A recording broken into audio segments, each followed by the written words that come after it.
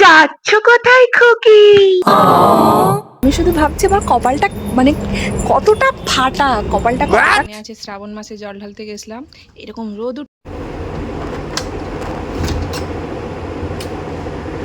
এখন বাজছে 6:05। আমি জাস্ট ব্রাশ করে এলাম। তো সোনু নিচে ঘুমাচ্ছে। তো আজকে অনেক দিন পরে সকাল সকাল বিছানা তুলবো। আর তাছাড়াও মানে সকাল সকাল হচ্ছে এই জানালাটা খুলতে পারছি, নাহলে তো মশারি টাঙানো থাকে। সোনু ঘুমালে মশারি খুলি না, মশা যেহেতু, তো মশারি টাঙানো থাকে, খুলতে পারে না। এই যে সকালের এই যে ফ্রেশ এয়ারটা রুমে আসতেও পারে না। গুড মর্নিং, সরি, তোমরা তো দুপুরবেলা ভিডিওটা দেখো, তো গুড আফটারনুন। কি পেয়ারা হয়ে আছে, বাট আমার দেখেও মনে হয়নি যে পেয়ারাটা পারে। দাঁড়াও দেখায়। এই দেখো, এটা একদম হাত বাড়ালেই পারা যায় পেয়ারা। এগুলো নাহলে বাদ তো। এত পেয়ারা খেয়ে খেয়ে পাখিদেরও আর ইচ্ছে করছে না পেয়ারা খেতে। টুকি, আরে আরে যাচ্ছ কোথায় খুকি? আরে না না না, সকাল সকাল কোথাও গেলে হবে না। সকাল সকাল এখানে আমাকে এখন বিছানা ভালো করে গুছিয়ে পড়াতে বসতে হবে। এখন আমার সকালবেলা কাজ এটাই।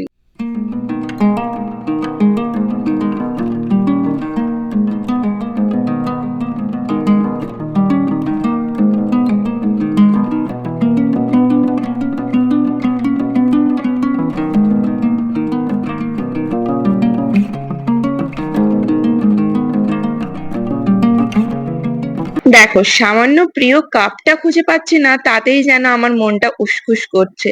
তাহলে প্রিয় মানুষটা আরে না না, কোনো প্রিয় মানুষ নয়। তো এইদিকে দেখো, পড়ানো ছুটি দিয়ে এখানে আমি গরম গরম ভাত খেতে বসে গেছি। তার আগে আমি চান টান করে পুজো টুজো করে নিয়েছি, যেহেতু আজকে শ্রাবণ মাসের প্রথম সোমবার ছিল। তোমাদের তো আগেই আমি বললাম শ্রাবণ মাসের আজ প্রথম সোমবার ছিল, আর তাই মা যাবে মন্দিরে। কিন্তু আমি এবারে যাব না মন্দিরে। তো মা তো সেই রথের দিন থেকে নিরাম করে আছে, আজ যাচ্ছে মন্দিরে, কালও যাবে আরো এক জায়গায় মন্দিরে। তো আমি এবারে শ্রাবণ মাসের প্রথম সোমবার করিনি, মানে আগের দিন থেকে কোনো নিরাম করিনি মন্দিরে, তাই যাওয়া হয়নি। তো আমি ঘরেই আমার মহাদেবের মাথায় জল ঢেলেছি, দুধ ঢেলেছি। এরকম রোদ উঠছে একবার আর বৃষ্টি হচ্ছে একবার। তো আমি এটা এবারের কথা বলছিলাম না, এটা আমি আগের বারের কথা বলছিলাম। এবারে যেমন এখনো বৃষ্টির দেখা নেই, আগের বারে এরকম রোদ উঠছে একবার আর বৃষ্টি হচ্ছে একবার। তো এই দিকে দেখো, আমি এখন এই ভেজা জামা কাপড়গুলো ছাদে যাব মিলতে। তো আমি তো সোনুকে স্কুলে দিয়ে চলে এসেছি।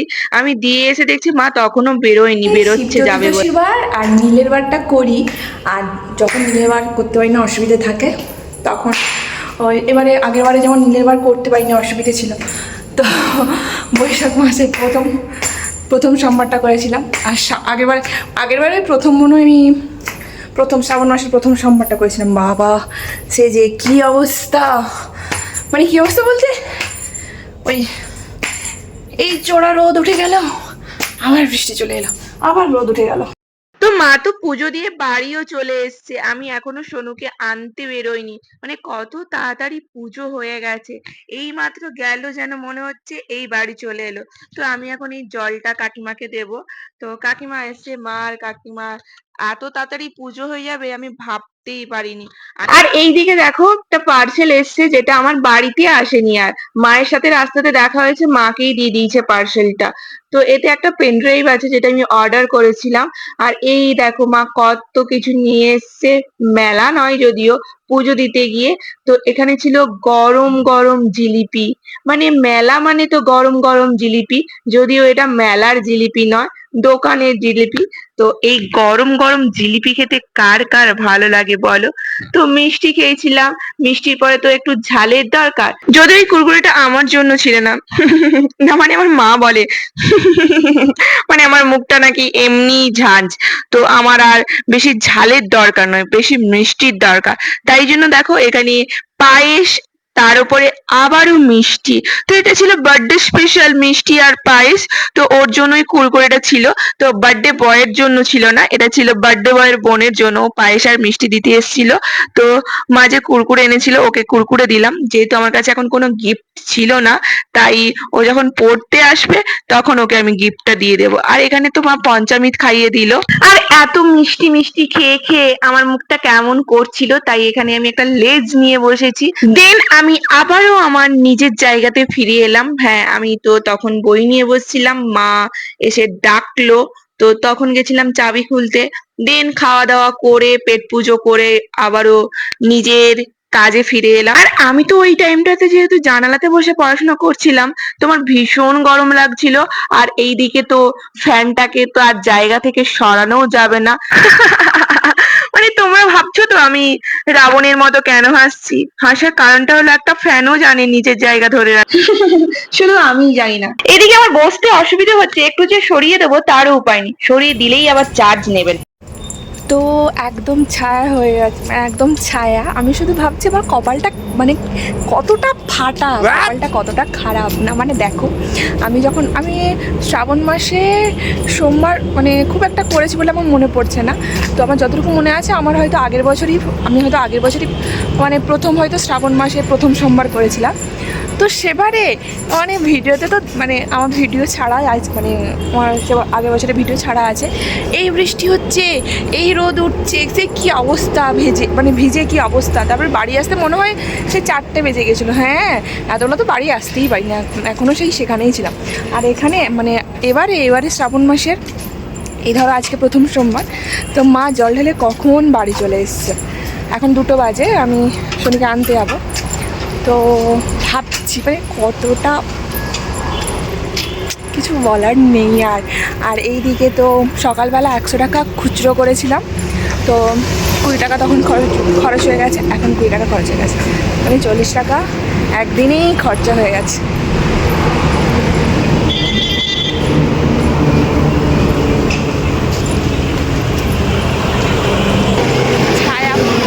তো আমি তো বসে বসে এখন টোটোর জন্য অপেক্ষা করছি। আর বাস স্ট্যান্ডে আজকে অনেকেই বসে আছে দেখলাম। আর এইদিকে একটা জিনিস লক্ষ্যে পড়লো, তোমাদেরও দেখায়। এর টায়ারটা দেখো কত জায়গায় কাটা ছেঁড়া আছে।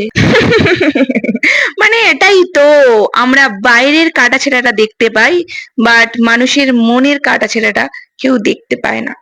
বাইরের কাটা ছেঁড়া হলে তাতে ওষুধ লাগাতে পারি, বাট মনের ভেতরে যে কাটা ছেঁড়া থাকে, যে ক্ষত বিক্ষত থাকে, তাতে আমরা ওষুধ লাগাতে পারি না। অবশ্য এই মনের ক্ষত বিক্ষত, মনের কাটা ছেঁড়া বলো যাই বলো, প্রকাশ করা কখনো উচিত নয়। কারণ এতে মানুষ ওষুধ তো লাগাবে না ঠিকই, বাট লবণ লাগাতে পারে ভালো। এই কথাটা আমি কেন বলছি জানো? আমি খুব ভালো করে জানি, মানে আমরা যাকেই মনের কথা বলতে যাই না কেন, তারা শুনবে, তোমাকে তোমাকে সান্ত্বনা দেবে, তোমাকে কত কিছু বোঝাবে ঠিকই, বাট তারা কিন্তু মনে মনে ভীষণ আনন্দ পাচ্ছে। আর তারা তোমাদের ওই কাটাছেঁড়ার কথা, ওই মনের অবস্থার কথা লোকের কাছে বলে আরো আনন্দ পাবে, তিলকে তাল বানিয়ে ফেলবে। তাই আমার তো মনে হয় কাউকে মনের কথা, মনের দুঃখ, কষ্ট, ক্ষত বিক্ষতর কথা বলার আগে 10 বার ভাবা উচিত। কারণ আমরা যাকে বন্ধু ভাবছি তারাই বন্ধু রূপে শত্রু হয়, তারাই বাসটা দিতে পারে খুব ভালো।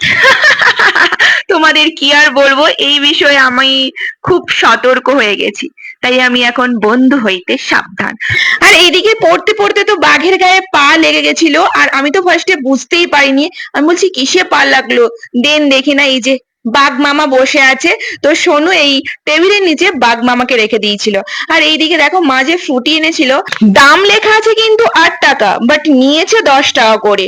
তো সেই যে প্যাকেটে ফ্রুটি গুলো থাকতো সেটাও 10 টাকা করে নিত।